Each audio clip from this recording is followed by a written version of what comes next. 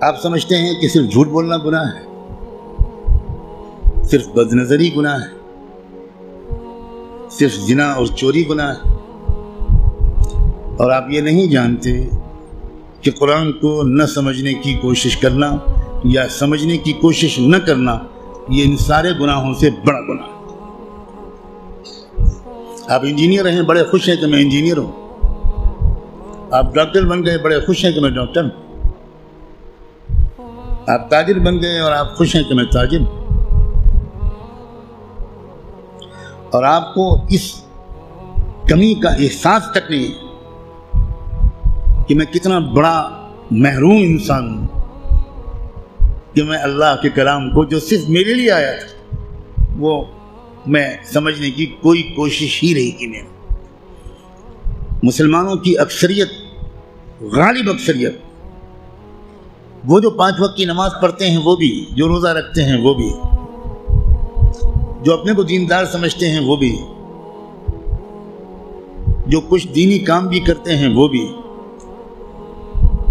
اس بڑے گناہ میں تقریباً سب شریک ہیں کہ وہ قرآن مجید کو سمجھنے کی کوئی کوشش نہیں کرتے اور قرآن مجید کو نہ سمجھنے کو گناہ نہیں سمجھتے یا سمجھنے کی کوشش نہ کرنے کو گناہ نہیں سمجھتے۔ تو آپ قرآن مجید کو سمجھنے کی کوشش فرض عین سمجھیں اور قرآن کو اب تک سمجھنے کی کوشش نہ کرنا یہ کبیرہ گناہوں سے بڑا گناہ سمجھیں۔ اور رمضان کا مہینہ جو گناہوں سے توبہ کرنے اور معافی مانگنے کا مہینہ ہے، اس میں سب سے زیادہ اس گناہ سے توبہ کریں۔ اللہ کے ہاں آپ کی بخشش اس لیے کہہ کر نہیں ہوگی کہ اللہ حضرت میں تعلیم کے حلقے میں بیٹھتا تھا اور اس میں منتخب احادیث پڑھی جاتی تھی، اس میں فضائل نماز پڑھی جاتی تھی۔ یہ منتخب احادیث اور فضائل نماز اس لیے پڑھی جاتی ہے تاکہ قرآن پڑھنے کا، سمجھنے کا شوق پیدا ہو۔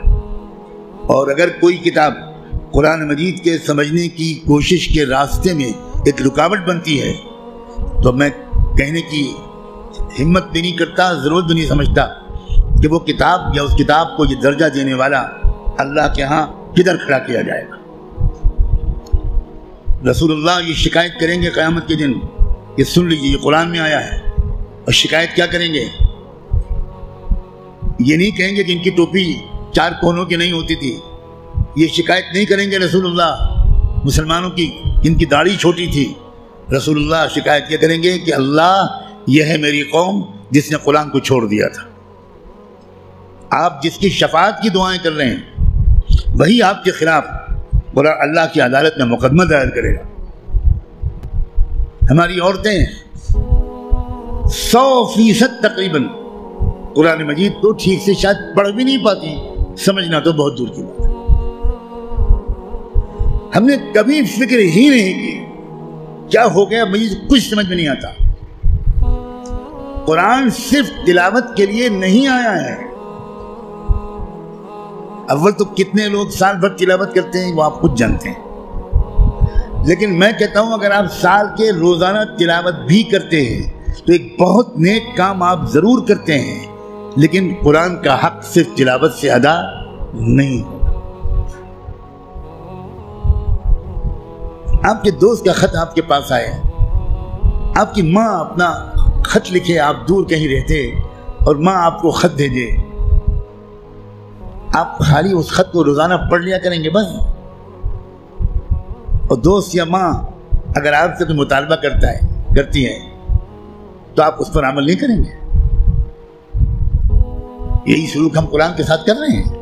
قرآن کیا ہے؟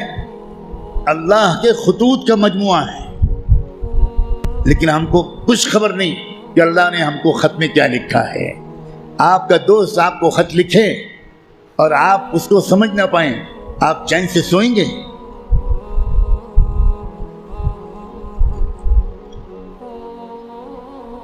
کسی کمپنی کا اشتہار آپ نے دیکھا، آپ نے اس کو اپنی درخواست بھیجی، وہاں سے جواب آیا، جواب ایسی زبان میں ہے جو آپ نہیں جانتے، آپ اس دن کھانا کھائیں گے اس خط کا مضمون سمجھنے سے پہلے؟ اب دوڑیں گے، بھاگیں گے، پتہ لگائیں گے یہ فرانسیسی زبان میں خط ہے تو میرے شہر میں فرینچ زبان کون جانتا ہے؟ اور آپ اس کی خوشامد کریں گے کہ ذرا اس خط کو پڑھیے اور مجھے بتائیے کہ اس میں کیا لکھا ہے۔ 24 گھنٹے نہیں گزرنے دیں گے آپ، اس سے پہلے اس خط کو سمجھنے کی بھرپور کوشش کر لیں گے، اس کا جواب بھی لکھیں گے۔ لیکن قرآن ہے کہ 60 سال سے آپ کو پکار رہا ہے، اللہ کا خط ہے کہ 70 سال سے آپ کو آپ پاس آ رہا ہے، لیکن آپ نے ایسے کان بند کر رکھے ہیں، ہمیں کوئی دلچسپی نہیں اللہ کے خط سے، اللہ کہتے رہیں ہمیں کوئی دلچسپی نہیں، ہم بہت مشغول ہیں، ہمارے پاس فرصت نہیں ہے، ہم بڑے کامیاب تاجر ہیں، ہم اسٹوڈنٹ ہیں، ہم پروفیسر ہیں، ہم ڈاکٹر ہیں، ہم انجینئر ہیں، ہم پولیٹیکل ایکٹیوسٹ ہیں، ہم جرنلسٹ ہیں، ہم اخبار میں کام کرتے ہیں، ہم کہاں قرآن کا ترجمہ پڑھ پائیں گے بھائی، ہمارے پاس کہاں اتنا وقت ہے؟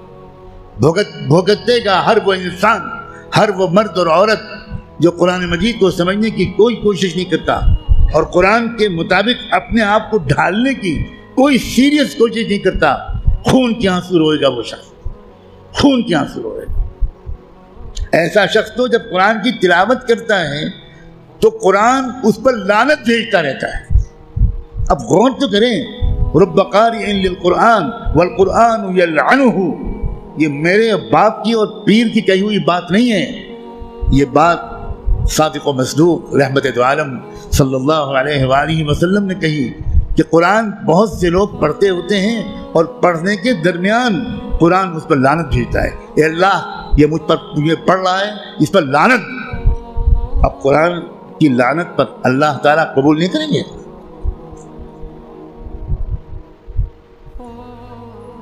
جو توہین قرآن کی ہم نے کی ہے، جو بے عزتی قرآن کی ہم نے کی ہے، اس کے حساب سے ابھی مسلمانوں کی اتنی پٹائی نہیں ہوئی جتنی ہونی چاہیے۔ آپ اتنی پٹائی پر پریشان ہیں، ابھی تو شروع ہوئی ہے پٹائی، پھر دیکھیے گا آئندہ کیا ہوگا۔